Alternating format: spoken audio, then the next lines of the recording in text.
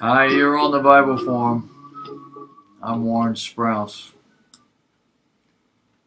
What socialists don't know and don't want to know is the title of this article. It's immoral that a few rich people have so much more money than everyone else. Democratic, oh, I should never, Democrat presidential candidates seem to think so.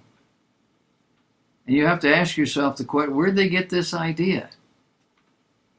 Well, I think they got it to a large extent from public schools.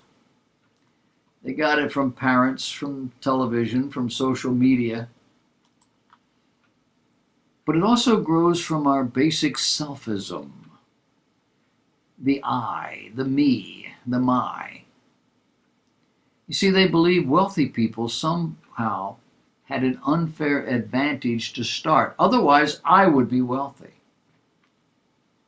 That so many started with nothing but an idea and lots of elbow grease doesn't seem to factor in.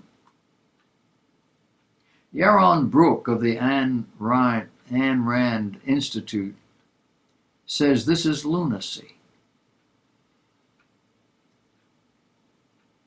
He writes, they want to condemn the people that actually have moved civilization forward. People who improved the standard of living for everybody on the planet. Everybody? How is that possible? Isn't there a certain amount of money in the world, so when rich people grab a lot, there's less for everyone else? No, because wealth can be created. The problem here is for thousands of years this barely happened. We basically made about $2 a day for the first 100,000 years or so. In other words, we could eat what we farmed, says Brooke. Then 250 years ago, something amazing happened. That amazing thing we now call capitalism. For the first time, ordinary people were allowed to profit from private property. Where did this happen? It happened in the new colonies. Specialization of labor created efficiency that let people produce more with less. Then they traded to get more. That created wealth. It was capitalism that created new wealth.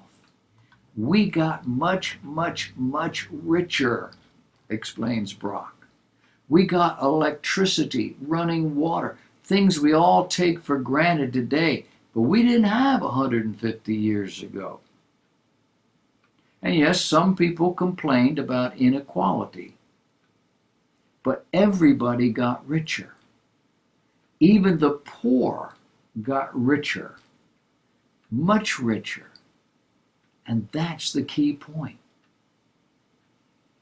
Poor people today have access to more money than working people did 100 years ago. I know the cost of living has gone up, but they're getting more of a share. Capitalism's critics imply that rich industrialists took money from other people, as if the world's wealth is in one pie and there's just so much to go around. If Amazon founder Jeff Bezos takes a big piece, then the rest of us have less. But that's not how it works. Bezos got rich by baking thousands of new pies. In the process, he created new wealth. Capitalism creates wealth because under capitalism, unlike socialism, transactions are voluntary. People pay what they think it's worth. People charge what they think people will pay. We see it every time we buy something. We go to the coffee shop, we give the clerk $1, and she hands you coffee. Then there's that weird thank you moment when both people say thank you. Why? because both of us feel we're better off. I got what I wanted. You got paid. Everybody's happy. Under capitalism, we both must like the deal or the transaction before it happens. The waitress wanted my dollar more than she wanted the coffee. I wanted the coffee more than I wanted the dollar. Everybody wins. The only way to get rich under capitalism, unless you cheat, is to serve your customers well. Give them what they want at a price they're willing to pay. We live with that kind of winning every day in capitalist countries. It's made almost everyone better off. Since the Industrial Revolution, recounts Brock, we have more than doubled our life expectancy. We have dramatically increased the quality of our life, and we are wealthier than anybody could have imagined. Today's democratic socialists say government must aid the poor and sick because capitalists will only help themselves. But Brooke points out the weak and the poor under capitalism have done better than in any other system.